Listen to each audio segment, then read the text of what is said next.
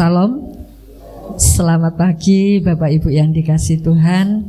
Kita boleh ada sampai hari ini hanya karena Tuhan yang menopang kita, ya. Ingat bahwa saudara dan saya itu anaknya Tuhan, ya.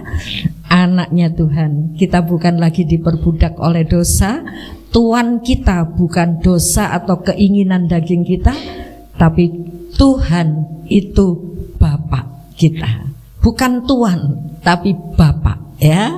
Dan Tuhan kita itu Tuhan di atas segala Tuhan, ya. Jadi posisinya jauh lebih tinggi dari Tuhan, ya. Dan Dia juga Bapa yang penuh kasih kepada anak-anaknya. Puji nama Tuhan.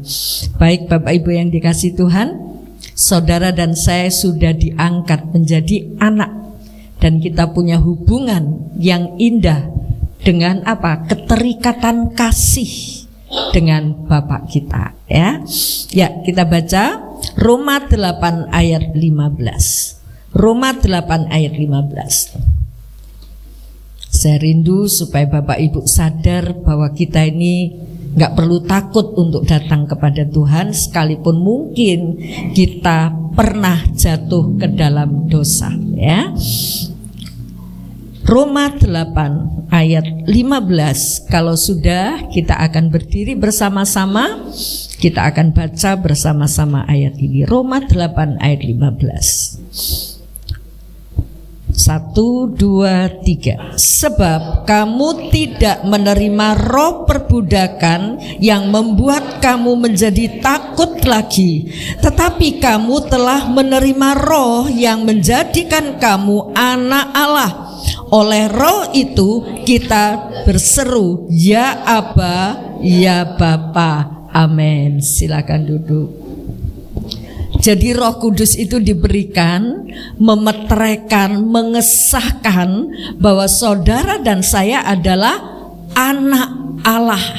Dan kita punya hak untuk berseru, ya Aba, ya Bapa, ya. Puji Tuhan. Nah saudaraku, ketika kita menjadi anak Allah, ya, kita bukan lagi takut-takut datang kepada yang bukan Bapa, ya. Datang kepada Tuhan, seorang hamba, seorang budak datang kepada Tuhan itu mesti lihat sikon. Tuannya seperti apa, ya, kondisinya seperti apa, takut. Tapi anak kalau datang kepada Bapa enggak perlu ada waktu tertentu, ya. Bahkan ketika satu saat anaknya sudah belepotan kotor, datang kepada bapaknya, Pak tolong baju saya kotor. Kira-kira bapaknya enggak, kamu harus ganti baju dulu, kamu harus bersih dulu baru datang kepada bapak. Enggak juga. Bapaknya justru menolong, membersihkan, mengganti, dan dirangkulnya kembali, ya. Atau mungkin mau datang kepada bapak, mau masuk rumah, totok-totok rumah, Pak, saya mau datang kepada bapak, mana KTP-mu? Enggak juga kan? Jadi hubungan antara anak dan bapak itu hubungan yang diikat dengan kasih tanpa syarat apapun. Haleluya. Dan saudara dan saya adalah anak Allah. Kenapa? Karena kita percaya oleh darahnya yang pagi hari ini kita peringati, ya. Oleh darahnya, oleh pengorbanannya, saudara dan saya diangkat menjadi anak. Karena apa? Kita percaya, kita beriman. Yohanes 1 ayat 12, silakan. Tetapi semua orang yang menerimanya diberinya kuasa supaya menjadi anak-anak Allah, yaitu mereka yang percaya dalam namanya. Yang menerimanya diberi kuasa untuk menjadi anak-anak Allah. Siapa itu? Yaitu mereka yang percaya. Jadi saya harap percaya ini sangat penting. Jangan mempermainkan percaya, ya. Jangan sampai kita menganggap aku sudah percaya Tuhan tapi tidak pernah melakukan apa yang diperintahkan Tuhan, tidak pernah mau mendengar apa yang dikatakan oleh Bapa. Jadi kita datang kepada Bapa hanya kalau kita butuh. Nah, itu adalah umatnya dewa, ya, dewa punya umat. Nah, umat itu datang kepada dewanya saat dia perlu. Kita mau percaya bahwa Tuhan itu Bapak kita. Tuhan itu Allah yang menjadi Bapak kita, punya hubungan kasih, dan dia bukan dewa. Jangan lagi kita datang kepada Bapa, kita datang kepada Tuhan dengan konsep bahwa dia dewa, ya. Dia Allah yang besar, tinggi, besar. Memang iya. Tapi sejauh kebesarannya, kekudusannya, dia tidak menolak kehadiran kita. Karena apa? Karena pengorbanan Tuhan.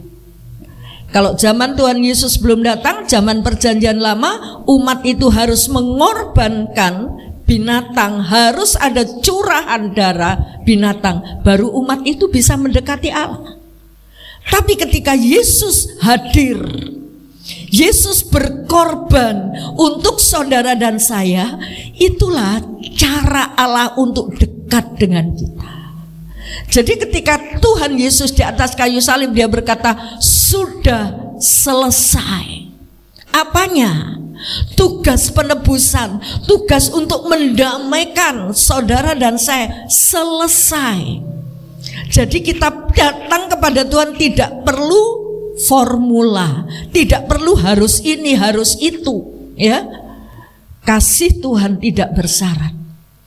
Asal kita terima Yesus, pengorbanan Yesus menyucikan kita, membawa kita bisa berhubungan dengan Allah. Dia bukan dewa. Ya, judul pada pagi hari ini firman Tuhan, jangan menjadikan Tuhan sebagai dewa. Maksudnya ketika kita datang kepada Tuhan dengan takut, Roma 8 ayat 15, kamu tidak takut lagi, tidak perlu takut lagi datang kepada Tuhan karena kamu anak.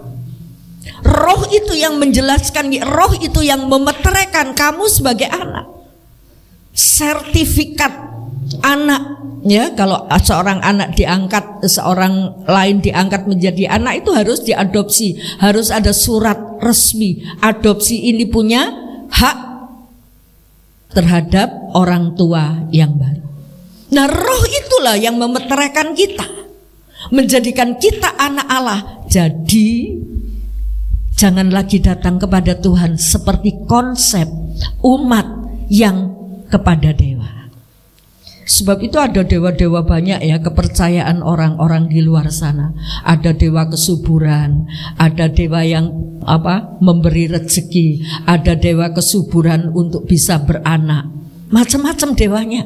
Kalau saya pernah dengar di Jawa ini ada Dewi Sri. Dewi Sri itu dewa kesuburan untuk padi, ya. Dewi Sri dulu saya pernah diceritai orang tua. Ini Dewi Sri harus disajeni. Kalau punya sawah, nggarap sawah disajeni gitu, ya. Supaya Dewi Sri ini, karena disajeni dia memberi kesuburan buat tanahnya. Itu konsep di sana. Padahal yang memberi kesuburan itu siapa? Tuhan kita, ya. Nah, jangan sampai kita sebagai anak datang kepada Tuhan itu dengan konsep dia dewa, ya, yang bisa memberi segala sesuatunya, tapi dengan syarat, dengan sajen dan lain sebagainya, ya. Puji nama Tuhan. Ya, Bapak Ibu yang dikasihi Tuhan, kalau Bapak dan anak itu ada keterikatan kasih. Kalau dewa dan umatnya keterikatannya apa? Syarat. Syarat. Kalau kamu sudah percaya, kalau sudah kamu ikut menjadi umatku, kamu harus lakukan ini. Nah, kita akan melihat ada umat Israel yang konsepnya Allah itu sebagai dewanya. Atau ketika ada benda-benda milik Allah, itu dianggap ini sebagai benda keramat. Mungkin boleh dikatakan jimat. Wah, kalau saya bawa ini, aku pasti menang, aku pasti gak ada yang berani dengan saya. Dianggapnya sebagai jimat. Lah, itu orang Israel pernah menganggap Tuhan itu sebagai dewa, dan Tuhan tidak mau hal itu terjadi. Baik, kita akan melihat satu kehidupan dari dewa, satu kehidupan dari umat yang menyembah dewa itu seperti apa? Ya, perlakuan sikap seorang atau umat kepada dewanya. Ya, saya tidak ambilkan ayat, hanya satu contoh saja. Ya, nah saudaraku, umat kepada dewanya itu adalah hubungan timbal balik. Tapi kalau anak dengan bapak itu hubungannya kasih. Makanya tidak ada syarat seorang anak datang kepada bapak, itu tidak ada syarat. Tapi umat kepada dewa itu hubungan timbal balik. Kalau kamu melakukan ini, syaratnya kamu harus bawa telur bebek mungkin. Kamu harus bawa ayam yang hitam mulus. Kalau enggak sampai kakinya kuning, enggak mau, harus hitam semuanya. Lah syarat itu dilengkapi oleh umat-umat yang menyembah dewa. Dilengkapi sedetail-detailnya. Hubungan timbal balik. Jadi kalau umat dewa kepada dewanya, sikapnya itu hubungan timbal balik.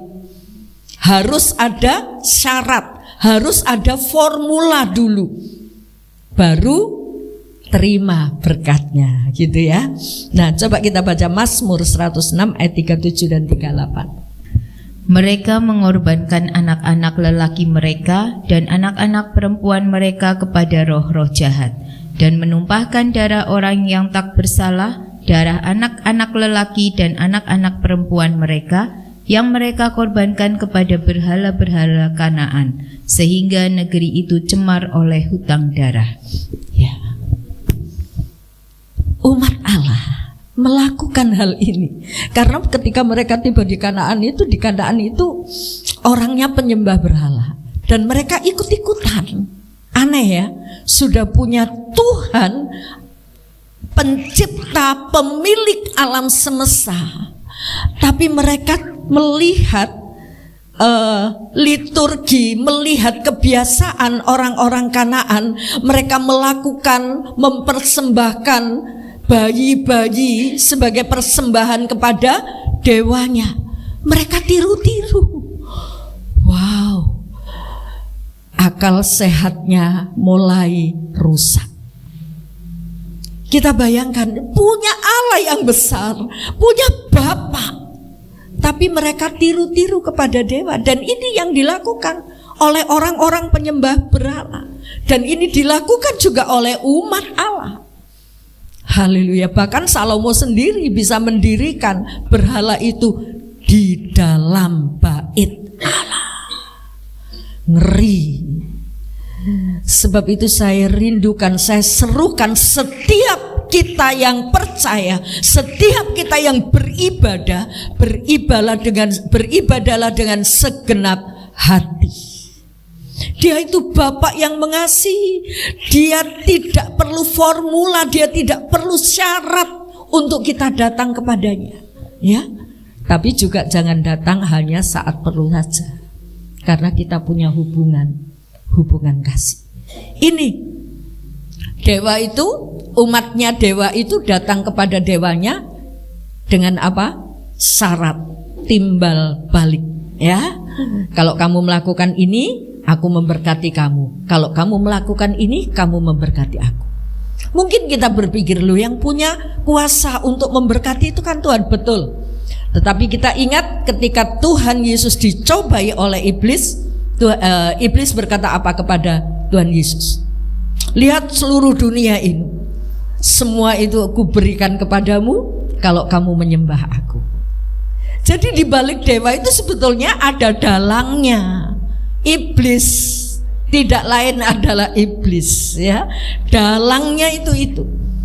Jadi orang semakin takut karena dunia ini sudah dikuasai oleh iblis. Jadi ketika mereka merasa aku tidak melakukan ini, oh iya kemarin Jumat kliwon aku rak ngekum kembang, mulane aku mimpi buruk, mulane jualan saya nggak laku. Itu formula, itu syarat. Karena harus melakukan. Kalau tidak melakukan, ada efeknya. Ini umat yang menyembah dewa. Di balik dewa itu ada siapa? Iblis, ya. Nah, saudaraku, Ya, jadi sikap umat yang menyembah dewa itu karena ada hubungan timbal balik. Tadi di Mazmur, mereka menyerahkan anak-anaknya kepada dewa-dewanya. Sudah rusak akalnya. Saya pernah baca di Mazmur 81, coba ya, kalau saya nggak lupa, Mazmur 81 ayat 7 dan 8.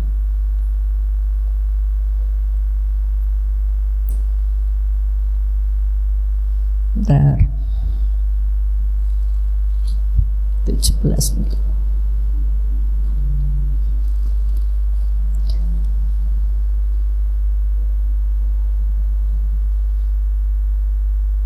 Ya, Mazmur 81 ayat 12 dan 13. Silakan. Mazmur 81 ayat 12 dan 13. Tetapi umatku tidak mendengarkan suaraku dan Israel tidak suka kepadaku. Sebab itu aku membiarkan dia dalam kedegilan hatinya. Biarlah mereka berjalan mengikuti rencananya sendiri. Itu loh saudaraku. Kalau kita nggak taat, kalau kita nggak mau dengar apa yang dikatakan Tuhan. Apa yang dikatakan Tuhan ayat 13? Sebab itu aku membiarkan dia dalam apa? Kedegilan hatinya.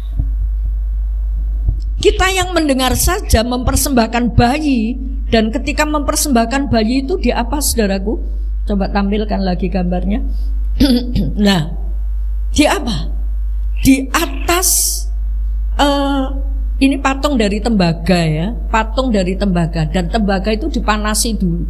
Kita bisa lihat bahwa tembaga itu adalah penghantar panas yang baik. Ketika tembaga itu panas, bayi mulai diletakkan di situ. Bayi hidup, bukan bayi yang sakit-sakitan, bukan bayi yang lagi sekarat, tapi bayi hidup ditaruh di situ. Akal sehatnya di mana? Ini orang-orang degil. Kenapa Tuhan membiarkan itu? Karena mereka tidak taat. Mereka mulai ayat 12, umatku tidak mendengarkan suaraku dan Israel tidak suka kepadaku. Suka kepada dewa. Jadi akal sehatnya hilang. Mereka tegel. Tahu tegel ya? Tega melihat anak bayinya ditaruh. Dan mereka kepanasan, anak bayi itu panas dan akhirnya mati. Itu menyenangkan dewanya. Wow, saudaraku, luar biasa. Tuhan memang pernah memerintahkan Abraham, bawa anakmu yang tunggal menjadi persembahan buat aku, persembahan bakaran. Sebab itu ketika mau mempersembahkan Ishak, Abraham bawa apa? Bawa kayu, bawa api. Nah saudaraku, sampai Ishak tanya, ini sudah ada kayunya, dombanya mana? Ya kamu itu dombanya ya. Nah saudaraku, Tuhan memang pernah memerintahkan Abraham, tapi Tuhan hanya menguji sampai di mana hatimu. Kamu suka kepadaku, kamu lebih menghargai aku atau menghargai pemberianku? Karena Ishak itu pemberian Allah yang luar biasa bagi Abraham, dinantikan puluhan tahun. Ishak itu pemberian Allah, dan Tuhan ingin melihat kamu lebih mencintai pemberianku atau aku sendiri. Saudara dan saya menjadi anak. Saudara dan saya sudah menjadi umat Allah, dan Allah tidak melihat saudara itu siapa, tapi melihat saudara adalah anak karena darah Yesus. Dan ketika menjadi anak, saudaraku, Tuhan tidak akan membiarkan kita. Haleluya. Pengorbanan Abraham, dia lebih mengasihi Tuhannya daripada pemberiannya. Tapi apakah Tuhan membiarkan Ishak benar-benar dibakar? Enggak juga. Enggak juga. Ketika kita menghargai Tuhan lebih dari apa yang diberikan Tuhan kepada kita, Tuhan bisa melakukan yang luar biasa. Sebab itu saudaraku, ketika ikut Tuhan, jangan sampai kita takut dan kita lebih mencintai pemberian Allah daripada Allah si pemberi. Haleluya. Apapun yang Tuhan berikan kepada kita, itu sebetulnya bukan bagian kita. Itu hanya kepercayaan Allah untuk kita bisa mengelola. Tapi yang Tuhan mau, hati kita lebih mengasihi si pemberi, jangan pemberian itu. Haleluya. Dan ini yang Tuhan mau ajarkan kepada kita. Jangan sampai kita datang dengan syarat-syarat seperti kepada dewa, baru dewanya memberi. Ini umat dewa kepada dewanya, ya. Ya, umat dewa itu mentaati syarat karena apa? Karena mereka takut ada sanksi, seperti tadi saya katakan. Oh ya, aku lali, lupa nggak ngekom kembang misalnya ya, lupa nggak beli sajen, akhirnya aku mimpi buruk misalnya, akhirnya pagi-pagi jualanku nggak laku. Itu syarat. Tapi saudara nggak perlu syarat.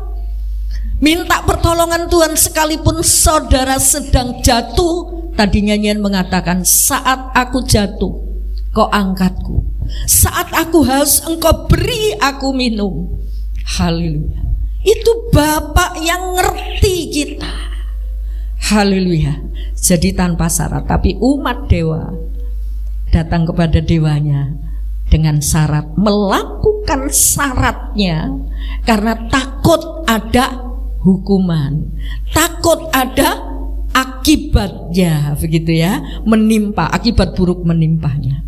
Ya, sikap perlakuan umat kepada dewanya yaitu memberi atau mempersembahkan korban lebih dulu, baru nanti mendapat. Jadi ada sesuatu yang harus dilakukan lebih dulu, baru dia akan terima. Saudaraku, ketika saudara dalam keadaan belepotan dosa, dalam keadaan terpuruk, tidak ada jalan keluar, tidak ada jalan buntu, saudara tidak perlu mikir syarat bagaimana saya harus datang kepada Tuhan. Saat itu saudara bertekuk lutut, saudara datang serukan, Bapa, aku di sini, aku sedang dalam gundah gulana, aku sedang dalam keterpurukan. Engkau Bapa, tolong aku. Itu saja saudara. Tidak ada syarat. Kamu harus berbuat baik dulu selama 1 minggu. Kamu harus berpuasa dulu. Enggak juga. Karena Yesus sudah katakan sudah selesai. Penebusan sudah selesai dia lakukan. Dan saudara punya hak menjadi anak. Roh itu dimeteraikan untuk kita bisa berseru ya Aba, ya Bapa. Haleluya, puji Tuhan. Nah saudaraku, ini umat seorang dewa, umat yang menyembah dewa. Tetapi anehnya umat Israel, umat yang dipilih Allah, bahkan dibebaskan. Minggu lalu kita belajar, kamu itu jadi budak di Mesir, kasihan kamu menderita, dikeluarkan sama Tuhan. Dengan apa? Dengan keajaiban demi keajaiban Tuhan tunjukkan supaya Israel melek. Oh Tuhanku dahsyat, Tuhanku gak bisa dilawan oleh orang-orang Mesir, sekalipun mereka punya kekuatan yang begitu besar. Ini Tuhan mau nyatakan. Tapi setelah keluar, orang Israel malah kembali punya konsep Allah itu seperti dewa. Kita akan baca, jika Tuhan dianggap seperti dewa, ya, Tuhan dianggap seperti dewa, Tuhan tidak akan bertindak apa-apa. Ya, Tuhan tidak akan bertindak apa-apa. Mungkin orang Israel pikir, loh aku sudah melakukan ini, aku sudah melakukan itu, sesuai membawa tabut Tuhan, kok aku masih gak menang ya? Karena Tuhan tidak mau disejajarkan dengan dewa. Ya, kita melihat 1 Samuel 4 ayat 3-5. Silakan. Ketika tentara itu kembali ke perkemahan, berkatalah para tua-tua Israel, Mengapa Tuhan membuat kita terpukul kalah oleh orang Filistin pada hari ini? Marilah kita mengambil dari Silo tabut perjanjian Tuhan, supaya ia datang ke tengah-tengah kita dan melepaskan kita dari tangan musuh kita. Kemudian bangsa itu menyuruh orang ke Silo, lalu mereka mengangkat dari sana tabut perjanjian Tuhan semesta alam yang bersemayam di atas para kerub. Kedua anak Eli, Hofni dan Pinehas ada di sana dekat tabut perjanjian Allah itu. Segera sesudah tabut perjanjian Tuhan sampai ke perkemahan, bersoraklah seluruh orang Israel dengan nyaring sehingga bumi bergetar. Ya. Jadi ketika orang Israel itu perang atau maju melangkah itu mesti bawa tabut. Tabut ini lambang dari kehadiran Tuhan. Dan ketika mereka membawa tabut, Sungai Yordan bisa terbelah, ya. Begitu imam-imam masuk di Sungai Yordan terbelah, orang Israel bisa lewat. Begitu bawa tabut mengelilingi tembok Yeriko roboh. Lah sekarang mereka ingat punya tabut ketika mereka berperang, dan mereka merasa aku masih melakukan liturgi ketika datang kepada Tuhan, mempersembahkan korban, datang ke bait Allah, masih melakukan liturgi. Tapi ketika dalam peperangan kok kalah. Ayat 3 mengatakan, mengapa Tuhan membuat kita terpukul kalah oleh orang Filistin pada hari ini? Mereka bertanya, kenapa? Ya karena kamu melakukan ibadahmu dengan syarat ibadah saja. Kamu tidak punya hubungan pribadi dengan Tuhan. Mazmur 106 tadi mengatakan, Mazmur 81 mengatakan, kamu tidak suka lagi kepadaku, sebab itu aku menyerahkan kamu kepada kedegilan hatimu. Dan mereka sekarang bertanya, aku masih melakukan loh, ibadah-ibadah masih aku lakukan loh, tapi kenapa kok kalah? Terus mereka ingat, oh iya, kita nggak bawa tabut, kita nggak bawa tabut perjanjian itu. Kemudian mereka menyuruh, coba ambil tabutnya dari bait Allah, ambil bawa sini, bawa di medan pertempuran. Mereka menang? Enggak juga. Karena mereka menganggap tabut ini seperti jimat, menganggap Tuhan itu sebagai dewa. Kalau tabut ini dibawa, aku pasti menang. Ternyata kalah. Ayat 5. Segera sesudah tabut perjanjian Tuhan sampai ke perkemahan, bersoraklah seluruh orang Israel dengan nyaring sehingga bumi bergetar. Bisa dibayangkan seperti apa sorakannya itu, sampai buminya goyang. Karena mereka, wah ini yang akan membuat kita menang, wah ini yang akan membuat kita menang. Tapi kalau kita baca ayat selanjutnya, menang. Bahkan tabut itu dirampas oleh orang Filistin. Jimat yang bisa memberi kemenangan dirampas. Kenapa Tuhan izinkan itu? Tuhan ingin membenarkan konsep ibadah orang Israel. Haleluya. Jangan kamu datang kepadaku, jangan kamu menganggap benda-benda kekudusanku ini menjadi jimat. Nah saudaraku, ketika orang Israel melakukan itu, orang Israel tidak menang karena menganggap Tuhan itu sebagai dewa. Oh iya, lupa, kita perang gak bawa tabut ya, lupa, ayo dibawa. Setelah dibawa juga tetap kalah. Wow. Nah saudaraku, orang Israel punya Allah, punya Bapa, tapi dia menganggap dia bukan bapaknya, dia menganggap dia dewanya. Haleluya. Ini jika Tuhan dianggap sebagai dewa, Tuhan tidak berbuat apa-apa, bahkan membuat mereka kalah, ya. Dan ketika dewa itu dibutuhkan saat apa? Saat kecepit. Saat waduh, aku dalam keterpurukan, aku butuh. Makanya dia ambil tabut perjanjian itu, karena dia merasa, orang Israel merasa, Tuhan, kami ini dalam kekalahan dalam peperangan. Oh ya, syaratnya apa? Oh ya, lupa nggak bawa tabut. Nah, terus dibawalah tabut. Ternyata setelah bawa tabut juga tetap kalah. Bahkan tabut itu dirampas oleh orang Filistin. Ya, itulah jika Tuhan disamakan dengan dewa, malah Tuhan tidak bertindak apa-apa. Jangan lagi kita datang kepada Tuhan dan menganggap dia dewa yang menakutkan. Kamu harus bawa bayi yang harus dikorbankan, kamu harus bawa ini. Tapi datanglah dengan kasih kepada Tuhan. Kalau toh kita sudah belepotan dosa, kita datang, ampuni saya Tuhan, aku mau mengasihi Engkau.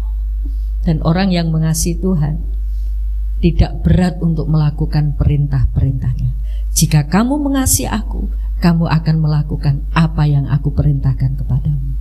Dasarnya kasih. Jadi tidak ada keberatan untuk melakukan bertindak, berkorban untuk Bapak. Enggak ada keberatan karena mengasihi. Haleluya. Ya. 1 Samuel 5 ayat 2 dan 3. 2 Raja-Raja pasal 17 ayat 16 sampai 17. Mereka telah meninggalkan segala perintah Tuhan Allah mereka dan telah membuat 2 anak lembu tuangan.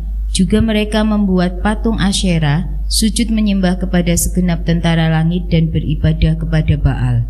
Tambahan pula mereka mempersembahkan anak-anaknya sebagai korban dalam api dan melakukan tenung dan telaah dan memperbudak diri dengan melakukan yang jahat di mata Tuhan, sehingga mereka menimbulkan sakit hatinya. Ya, haleluya. Jadi melakukan syarat-syarat atau liturgi ibadahnya, tapi tidak dengan kasih, ya. Mempersembahkan, melakukan ibadah, tapi hatinya jauh dengan Tuhan. Tapi bagi orang sebagai anak, kalau sudah jauh, ada rasa kangen enggak? Ada mestinya, ya. Kangen sama bapaknya. Ini loh, jiwaku haus akan Allah. Cukup kita datang, nggak pakai formula, nggak pakai melakukan harus mempersembahkan ini, mempersembahkan itu. Datang saja, dan Tuhan akan memberi kesegaran itu. Haleluya. Jadi orang-orang Israel juga melakukan itu, menganggap Tuhan itu sebagai dewa. Sebab itu mereka mempersembahkan dulu, menganggap nanti kalau aku sudah mempersembahkan, nanti Tuhan memberkati. Haleluya. Mari kita ubah konsep kita kepada Tuhan. Kita datang kepada Tuhan dengan kasih. Sekalipun mungkin Tuhan sudah melakukan hal-hal yang mengecewakan diri kita. Coba ketika ketika Tuhan bilang kepada Abraham, persembahkan anakmu yang tunggal, Ishak. Bisa jadi kan? Abraham berkata, Tuhan, ini anak munggungan, ini anak yang saya tunggu-tunggu. Mbok ya pembantu aja, budak saya itu banyak Tuhan. Abraham tidak memilih itu, tapi dia pegang dan dia lakukan. Abraham tidak menawar, tapi Abraham memberikan apa yang Tuhan minta. Dan Tuhan membuat Abraham rugi? Tidak sama sekali.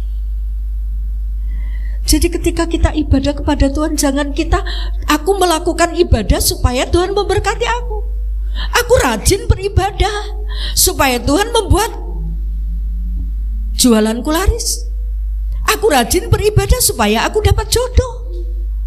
Aku rajin ibadah supaya hidupku makmur. Saudara, yang diberikan Tuhan kepada kita sampai Yesus berkorban, itu bukan soal materi, tapi keselamatan jiwamu. Haleluya. Ini loh yang Tuhan berikan.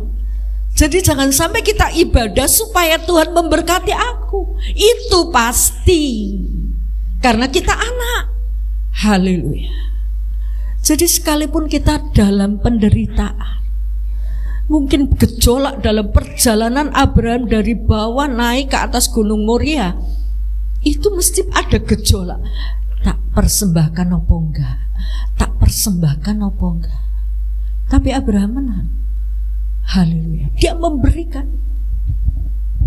Dan ketika dia melakukan itu, saudaraku, bukan supaya diberkati, tapi otomatis Tuhan memberkati. Haleluya. Puji nama Tuhan. Ya. Coba 1 Samuel 5 ayat 2 dan 3. Orang Filistin mengambil tabut Allah itu, dibawanya masuk ke kuil Dagon dan diletakkannya di sisi Dagon. Ketika orang-orang Asdod bangun pagi-pagi pada keesokan harinya, tampaklah Dagon terkejut dengan mukanya ke tanah di hadapan tabut Tuhan. Lalu mereka mengambil Dagon dan mengembalikannya ke tempatnya. Ini orang Filistin, ya, karena mereka penyembah dewa, kita maklum ya. Karena mereka penyembah dewa, jadi menganggap tabut Tuhan yang dibawa oleh orang Israel itu juga bendanya, dewanya orang Israel. Jadi ketika dirampas, mereka menganggap, orang Filistin menganggap, oh ini dewa, ayo kita kumpulkan sesama dewa, gitu ya. Tabut itu dijajarkan dengan dewanya orang Filistin, Dagon, ya, dijajarin. Belum itu kayaknya ya, bukan itu gambarnya. Nah, saudara, ketika dijajarkan, apa yang terjadi besok paginya? Apa yang terjadi? Tabutnya singguling, Dagonnya jatuh tertelungkup. Besok harinya lagi, saudaraku, protol tangani. Dewanya gak bisa nolong patungnya sendiri. Saudaraku, orang Filistin kita bisa paham karena mereka penyembah dewa. Jadi mensejajarkan Allahnya orang Israel dengan dewanya. Tapi Allah tidak mau disejajarkan, makanya Allah bertindak. Aku nggak kayak Dagon gitu ya. Saya nggak seperti Dagon, makanya digolengkan nama Tuhan. Saudara, ini orang Filistin ya, dan Tuhan tidak mau disejajarkan. Apa yang terjadi ketika orang Filistin membawa tabut itu? Pikirnya, wah ini jimat yang lebih apa ya, lebih mandi gitu ya, lebih mandi daripada Dagon gitu ya. Wis dibawa aja, diambil saja. Dan diambil mungkin mereka merasa, oh ini nanti lengkap, kita punya Dagon, kita punya dewanya orang Israel gitu ya. Pikirnya mereka akan semakin diberkati, tapi orang Israel orang Filistin malah mendapat malapetaka. Sakit penyakit, borok-borok. Nah, saudaraku, ternyata Tuhan di hadirat orang-orang yang tidak percaya justru menjadi malapetaka. Jangan menghadirkan Tuhan dalam hidupmu saat engkau membutuhkan materi dalam dunia. Tapi ketika engkau menghadapi keadaan dalam dunia yang engkau tidak mampu, mungkin karena ekonomi, mungkin karena masalah rumah tangga yang engkau tidak mampu, berkatalah Tuhan, aku tidak mampu. Dan Dia akan segera menolong engkau. Tidak pakai formula, tidak pakai syarat. Haleluya. Satu saat mungkin kita pernah mengalami hal-hal itu, tapi kita tidak datang kepada Tuhan hanya karena penderitaan secara fisik, secara jiwa yang ada di dunia. Aku dibully orang, aku dihina orang, aku tidak dianggap orang. Boleh saudara datang kepada Tuhan, tapi bukan hanya semata-mata untuk itu kita datang kepada Tuhan. Dan kalau kita punya kasih Allah, kita akan tetap happy. Tuhan, Engkau tahu hatiku. Orang lain boleh berkata apa saja tentang aku, tapi Engkau yang lebih tahu hatiku. Haleluya, puji Tuhan. Ya, jika Tuhan dianggap sebagai dewa, ya ini hasilnya. Kayak orang Israel, orang Filistin ya. Mereka hanya butuh hal-hal yang ada di dunia ya. Jangan kita datang hanya untuk itu, karena semua itu sudah disediakan, sudah tanggung jawab Bapa. Haleluya. Ya, saudaraku, dari apa yang sudah kita dengar pagi hari ini, Mari kita simpulkan bahwa hubungan saudara, hubungan dengan berhala adalah hubungan timbal balik. Tapi saudara sudah selesai, sudah dibebaskan, sudah ditanggung oleh Tuhan. Syarat tetek bengek tadi, ya, syarat-syarat perjanjian lama itu digenapi oleh Tuhan Yesus. Jadi kita tidak melakukan syarat-syarat, tapi beribadahlah kepada Tuhan dengan kasih. Karena aku mengasihi engkau, aku mengasihi engkau, aku mau mendengarkan, aku tidak ingin menyakiti hatimu. Dan ketika kita memberikan sesuatu kepada Tuhan, itu dasarnya kasih. Ketika seorang orang tua, seorang bapak atau ibu memberikan kepada anak, pernah diungkit? Coba kamu tulis, dari bayi kamu sudah tak susoni, kamu sudah tak belikan susu. Masuk TK aku bayar berapa, waktu kamu sakit aku bayar berapa. Pernah hitung-hitungan begitu orang tua? Enggak juga. Dilakukan karena mengasihi. Dan demikian ketika anak sudah besar, melakukan sesuatu juga dengan kasih.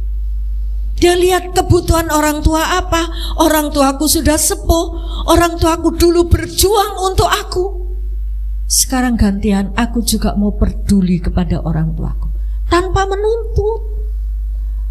Wah, ibu ini ngerepoti, ibu ini mesti ngerepoti ini. Aku lagi sibuk-sibuk, aku lagi, kok ibu ngerepoti. Tapi orang tua ketika melihat anak repot, seringkali orang tua tidak mau mengucap karena tidak mau merepotkan anak.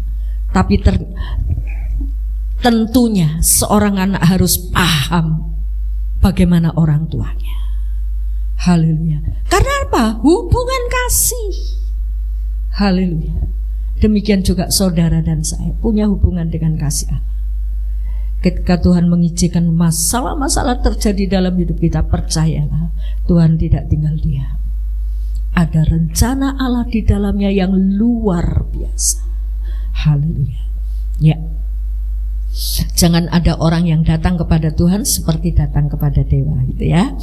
Nah, hubungan dengan Tuhan itu didasari kasih. Kalau Tuhan memberkati, Tuhan melindungi, Tuhan memelihara, Tuhan menyembuhkan, itu bukan karena kita baik, tapi memang Allah mengasihi. Tapi bukan berarti kita nggak perlu berdoa, Tuhan tolong saya dalam keterpurukan, saya butuh kesehatan, saya butuh disembuhkan. Doa, perlu doa, ya. Tetapi kita punya hubungan kasih dan Allah memelihara. Allah punya otoritas tertinggi atas hidup saudara, atas hidup saya. Ketika kita berdoa, Tuhan sembuhkan saya, dan kalau Tuhan punya otoritas tidak menyembuhkan, itu ada rencana Allah di dalamnya, dan kita bisa menerima dengan lapang dada. Haleluya. Atau mungkin kita datang kepada Tuhan, Tuhan berikan aku jodoh, aku sudah setia loh Tuhan sama engkau, aku sudah baca Alkitab loh Tuhan, aku sudah rajin berdoa loh, aku minta jodoh, kok Tuhan tidak kasih? Dia punya otoritas. Dia punya otoritas. Banyak orang-orang yang tidak menikah bisa dipakai oleh Tuhan. Bahkan Rasul Paulus membuat dirinya, aku gak mau direpotkan dengan keluargaku karena aku sudah mempersembahkan diri untuk Tuhan. Ada orang-orang seperti ini. Tapi kalau tidak, ya gak usah kita nyontoh Rasul Paulus, ya. Tapi kalau Tuhan izinkan, Tuhan pasti memberi kemampuan. Karena kita punya hubungan kasih dengan Tuhan, dan kita tahu Tuhan itu punya otoritas atas hidup kita, ya. Sebab itu mari kita datang kepada Tuhan dengan sebuah keberanian, ya. Kita nggak perlu takut lagi. Roma 8 ayat 15 tadi, kamu sudah diberi roh yang membebaskan kamu dari perbudakan. Sekarang kamu jangan takut lagi datang kepada Tuhan, tapi kita datang dengan sebuah keberanian. Karena apa? Ada darah Yesus. Ada lagu menyatakan, ku masuk ruang Maha Kudus dengan apa? Darah anak domba. Efesus 3 ayat 12. Di dalam Dia kita beroleh keberanian dan jalan masuk kepada Allah dengan penuh kepercayaan oleh iman kita kepadanya. Amin. Di dalam Dia kita beroleh keberanian untuk masuk dalam hadirat Tuhan. Di dalam Dia. Bukan syarat yang mengizinkan saudara dan saya masuk dalam ruang Maha Kudus. Bukan syarat. Harus lakukan ini, lakukan itu, bawa persembahan ini, bawa persembahan itu. Bukan. Tapi darah Yesus melayakkan kita. Sekarang kita boleh datang dengan keberanian menghadap hadirat Allah oleh karena darah Yesus. Mari kita berdiri bersama-sama. Kita mau sadari Tuhan sudah membebaskan kita.